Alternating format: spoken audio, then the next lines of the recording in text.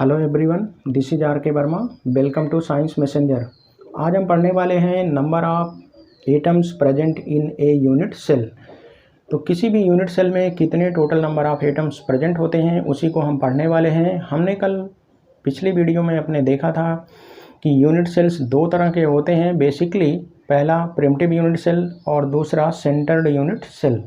Primitive unit cell में हमने देखा था केवल कॉर्नर पर एटम्स प्रेजेंट होते हैं और सेंटर्ड यूनिट सेल में कॉर्नर के अलावा अलग अलग जगहों पर एटम्स या पार्टिकल्स या कॉन्स्टिट्यूटिंग मॉलिक्यूल्स या आयंस प्रेजेंट होते हैं। तो सबसे पहले हमें देखना है कि प्रिमिटिव यूनिट सेल में कितने टोटल नंबर ऑफ एटम्स होते हैं।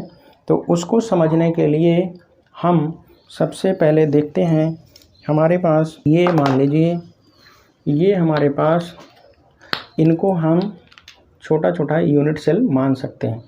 तो इनको हम जोड़ देते हैं, इनको हम जोड़ेंगे तो इस तरह का स्ट्रक्चर हमें मिलेगा। अब मान लीजिए हमें कोई चीज़ इनके कॉर्नर पर, हर ये 4 यूनिट सेल हैं, चारों आपस में जुड़ी हैं, तो कॉर्नर पर एटम प्रेजेंट है। तो इस कॉर्नर पर एटम को हम स्फेरिकल मान सकते हैं।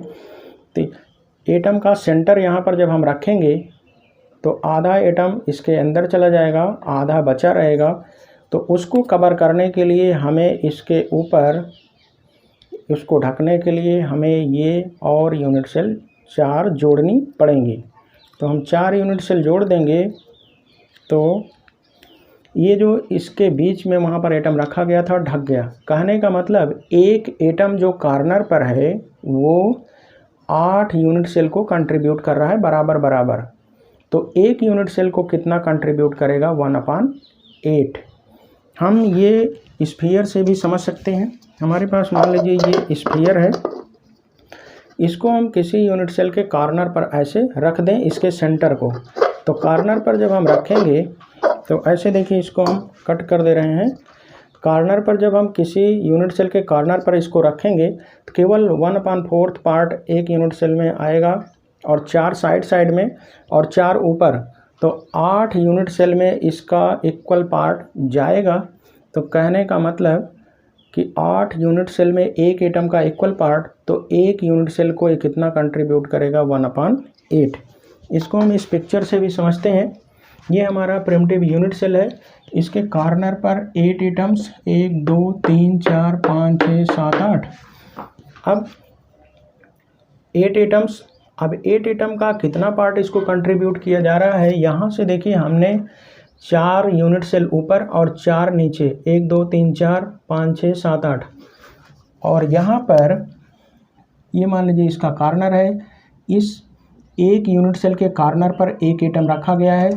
तो यहाँ हमने 4 यूनिट सेल लगा दिया और उसको ढकने के लिए फिर ऊपर से 4 यूनिट सेल। तो 4 4 8 यूनिट सेल के द्वारा एक एटम को कवर किया गया है। मतलब ये एक एटम या पार्टिकल जो है 8 यूनिट सेल को बराबर बराबर कंट्रीब्यूट कर रहा है। तो एक एटम जो है कंट्रीब्यूट कर रहा है कितने को? 8 को। कहने का मतलब 8 यूनिट सेल में प्रेजेंट है कितना? एक एटम। तो एक यूनिट सेल में कितना प्रेजेंट होगा? 1/8 एटम। तो एक यूनिट सेल को एटम का 1/8 पार्ट कंट्रीब्यूट किया जा रहा है। तो कहने का मतलब 8 एटम्स कॉर्नर पर जो प्रेजेंट हैं, इनका 1/8 पार्ट ही एक यूनिट सेल को कंट्रीब्यूट किया जा रहा है। तो 8 एटम है, तो 8 एटम के द्वारा, हर एक एटम के द्वारा 1/8, तो 8 एटम का 1/8 इक्वल टू हो जाएगा 1 एटम।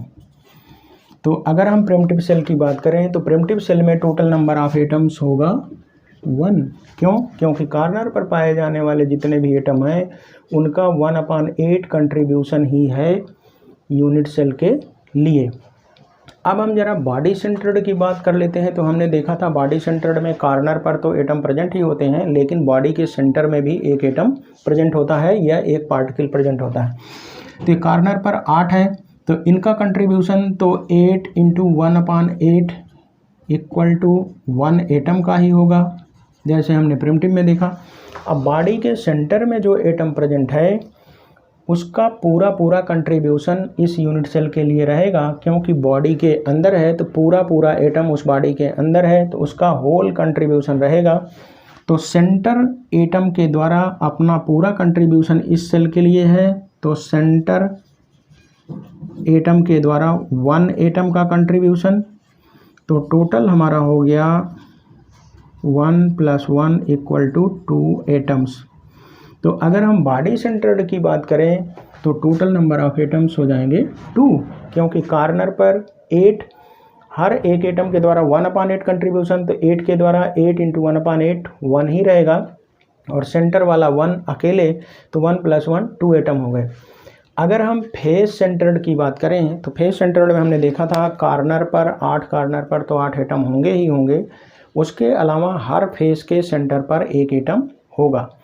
तो 6 फेसेज होते हैं, 6 फेस के सेंटर पर 6 एटम, और एक फेस के लिए एटम कितना कंट्रीब्यूट करता है, जैसे मान लीजिए हमारे पास ये स्फीयर है, ये गोला है, इसको हम एटम मान सकते हैं।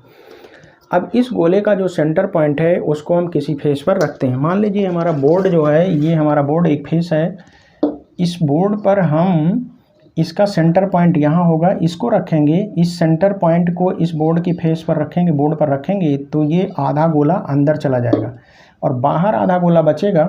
उसको ढकने के लिए हमें एक फेस और चाहिए, तो मतलब 2 फेस के द्वारा पूरा गोला कवर कर लिया जाएगा, पूरा एटम कवर कर लिया जाएगा।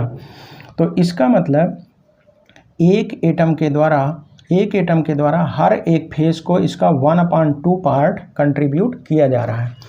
तो एक एटम के द्वारा एक फेस को 1/2 पार्ट, तो 6 फेसेज हैं, देखिए 1 2 3 4 5 6 फेसेज हैं। तो एक एटम के द्वारा एक फेस को 1/2 पार्ट कंट्रीब्यूट किया जा रहा है, तो 6 फेसेज हैं, तो यहाँ पर हो जाएंगे 3 एटम्स।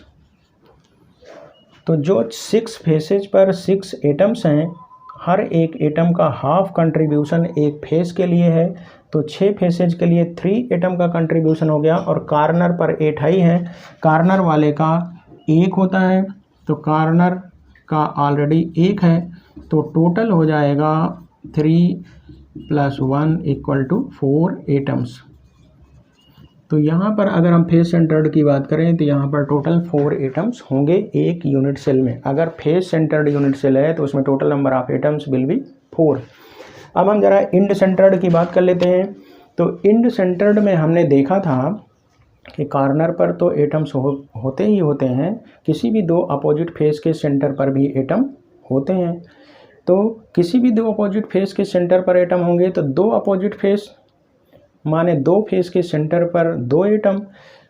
तो फेस के सेंटर पर पाया जाने वाला एटम केवल अपना 1/2 पार्ट ही कंट्रीब्यूट करता है। तो यहाँ पर देखिए ये 8 एटम कॉर्नर्स पर है, 1 2 3 4 5 6 7 8, और ये इस फेस का अपोजिट फेस ये है, तो यहाँ पर 2 एटम 2 अपोजिट फेस पर। तो कॉर्नर वाले एटम का कंट्रीब्यूशन 1, 8 × 1/8 1 हो गया। और फेस पर जो है देखिए, फेस पर 2 फेसेज पर किन्हीं 2 अपोजिट फेसेज पर 2 एटम होंगे, तो फेसियल एटम का कंट्रीब्यूशन 1/2, तो 2 फेस के लिए हो गया 1, तो टोटल हमारा हो गया 1 + 1 = 2 एटम्स। अब कोई ज़रूरी नहीं कि इस फेस पर है, इसका अपोजिट फेस यहाँ है, हम मान लीजिए यहाँ पर ले लेंगे तो इसका अपोजिट फेस यहाँ होगा, किन्हीं 2 अपोजिट फेस पर, तो भी 2 फेस पर 2 एटम ही होंगे, तो हाफ कंट्रीब्यूशन प्रत्येक एटम का, तो यहाँ भी 1 एटम होगा। ये नीचे वाले फेस पर ले सकते हैं, ऊपर वाले फेस पर ले सकते हैं, आगे वाले फेस पर ले सकते हैं, पीछे वाले। तो हमने यहाँ पर इंड सेंटर्ड को इसी लिख दिया शॉर्ट में, यहाँ पर भी टोटल नंबर ऑफ एटम्स होंगे 2। तो इस तरह से हमने देखा कि number of atoms in a unit cell primitive में 1, बॉडी सेंटर में total number of atoms 2, face centre में total number of atoms 4, end इंड सेंटर्ड में टोटल नंबर ऑफ एटम्स 2।